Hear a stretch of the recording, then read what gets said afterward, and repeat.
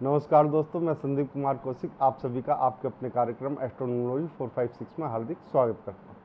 दोस्तों, आज हम बात करने जा रहे हैं मकर राशि।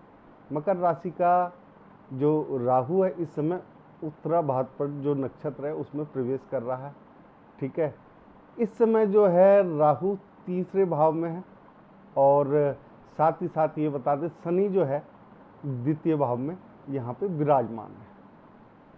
यानी कि स्वयं की राशि के राशिपति जो है यानी कि शनिदेव जो है वो दूसरे भाव में विराजमान है। दोस्तों, ऐसी युति बहुत कम देखने को मिलती है, या ये कह लीजिए एक तरीके से परमात्मा का आशीर्वाद है कि ऐसी युति आप लोगों को देखने को मिलती है। तीसरे भाव में जब भी राहु आता है दोस्तों तो बहुत कुछ देकर जाता है। यानी कि तीसरे भाव का राहु जो है ना, संसार में व्यक्ति का नाम कराने के लिए आता है। यानी कि अगर किसी की भी कुंडली में तीसरे भाव में राहु है तो उस व्यक्ति का संसार में नाम होना तय है।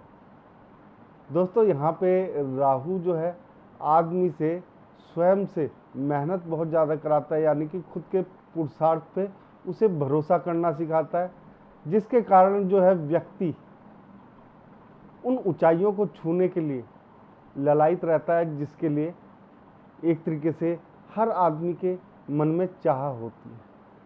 संसार में खाली एक ही व्यक्ति ऐसा है जिसके मन में चाह नहीं है कि मैंने कुछ किया उसका नाम हो, वो है श्री हनुमान जी। इसके अलावा जितने भी भगवान पैदा हुए हैं या जो भी है हमारे इष्ट देव हैं, सबके मन में चाह थी कि वो अपना नाम करे इस जग में आकर। तो जैसे कि मैंने बताया, श्री राम जी की कुंडली के भी तीसरे भाव में राहु विराजमान थे। यानी कि खुद के पुरुषार्थ से ही व्यक्ति यहाँ पे आगे बढ़ता है, यानी कि आगे बढ़ने के काबिल बनता है। अब दोस्तों, यहाँ पे मैं आप लोगों को थोड़ा सा त्रेता युग के श्री राम जी से भी जोड़ूंगा। कई चीज़ों में कई चीज़ें आपको समझाऊंगा भी कि किस प्रकार से राहु तृतीय भाव में होने के कारण उन्हें क्या क्या परेशानियां झेलनी पड़ी और किन परेशानियों से वो निजात पा सके। दोस्तों, जब भी राहु तीसरे भाव में किसी के बैठा हो शुरुआत से ही, लेकिन आपके तो इस समय, लेकिन कुछ समय के लिए भले ही हो, लेकिन आपका नाम जरूर होगा। यहाँ पे राहु का छोटे भाई बहनों से लगाव बेहद ही ज़्यादा रहता है। श्री राम जी को आपने देख ही लिया कि भाइयों के लिए कुछ भी करने को तैयार थे, किसी भी हद तक जाने को तैयार थे और अपने परिवार के लिए सब कुछ करने के लिए तैयार थे। यानी कि उनके लिए कुछ भी ऐसा नहीं था जो परिवार से अलग हो। माता के साथ बेहद ही अच्छे संबंध थे, पिता के साथ बेहद अच्छे संबंध थे, पत्नी के साथ बेहद अच्छे संबंध थे। श्री राम जी ने कभी भी सीता माता पे उंगली नहीं उठाई, जो उनकी प्रजा थी उन्होंने ही उंगली उठाई थी। लेकिन उसके चलते ही श्री राम जी ने सीता मैया का त्याग किया था। यहाँ पे हम ये बताने की कोशिश कर रहे हैं दोस्तों, बहुत कुछ राहु जो होता है वो तीसरे भाव का जो राहु है वो किसी की भी कुंडली में आ जाए तो एक तरीके से ये समझ के चलिए जो जीवन का मध्यकाल होता है ना, उस व्यक्ति के जीवन में, यानी कि जो आपका ये मध्यकाल होगा, इस जो मैं बताऊंगा समय, उसमें आपको संघर्ष काफ़ी करना पड़ेगा। लेकिन उस संघर्ष के बाद जो चीज़ निकल के आएगी आपके सामने वो बहुत ही सुखद होगी। यानी कि अंत भला तो सब कुछ भला। दोस्तों, यहाँ पर तीसरे भाव में राहु के बारे में मैंने आपको बहुत कुछ बता दिया कि किस तरीके से छोटे भाई बहनों के साथ उनके संबंध अच्छे होते हैं, माता पिता के साथ संबंध बहुत अच्छे होते हैं। लेकिन एक चीज़ और बताना चाहूँगा, यहाँ पे जब भी राहु बैठता है तो पिता और पुत्र के जो एक तरीके से विचार होते हैं, दोनों के जो विचार होते हैं वो कभी नहीं मिलेंगे। हाँ, वो एक दूसरे का सम्मान करेंगे और करते रहेंगे। अंत समय तक कोई भी ऐसा कारण नहीं होगा कि वो एक दूसरे का सम्मान ना करे, एक दूसरे को प्यार ना करे।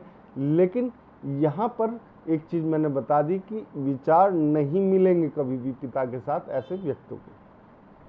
ठीक है, अपने बाहुबल या मेहनत के ऊपर ही ये लोग सब कुछ करते हैं। अब इसकी जो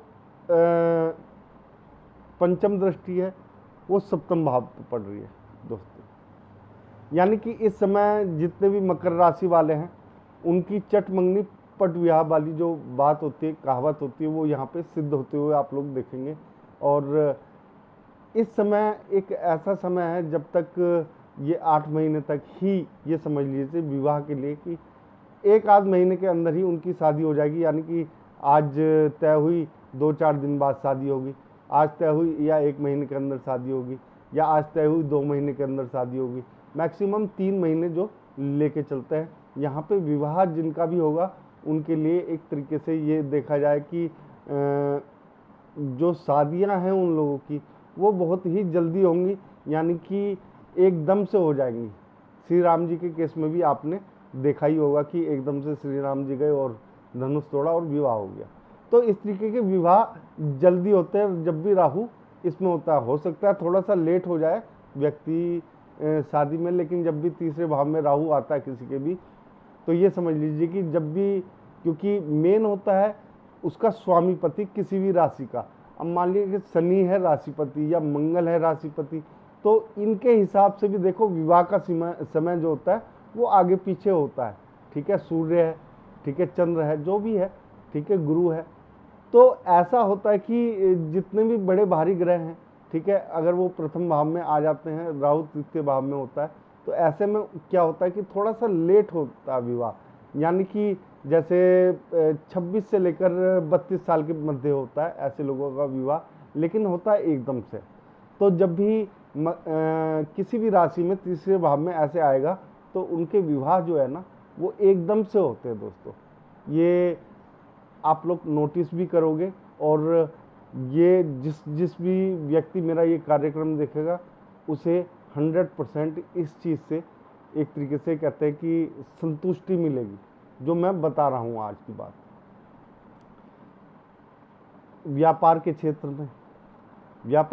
में यहाँ पे राहु जो है ना एक काम को पकड़ लेगा तो उसे पूरा ही करके दम लेता है।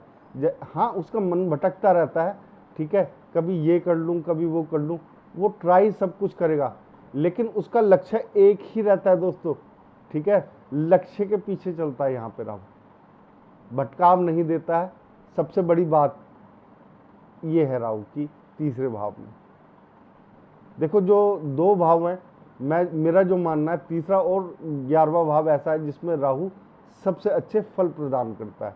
वैसे हैं तो और भी जिसमें राहु अच्छे फल प्रदान करता है, लेकिन इन दोनों भावों में मेरे मत के अनुसार जो है ना सबसे अच्छे जो फल देता है वो यहीं पे देता राहु। इसके बाद कर लेते हैं दोस्तों भाग्य भाव की, जहाँ पे केतु भी बैठे होते हैं। तो होता क्या है कि दोस्तों एकदम से आपका भाग्य चमकता है, यानी कि आसमान से जमीन पे पटक देगा और फिर जमीन से उठा के फिर से आसमान पे पहुंचा देगा।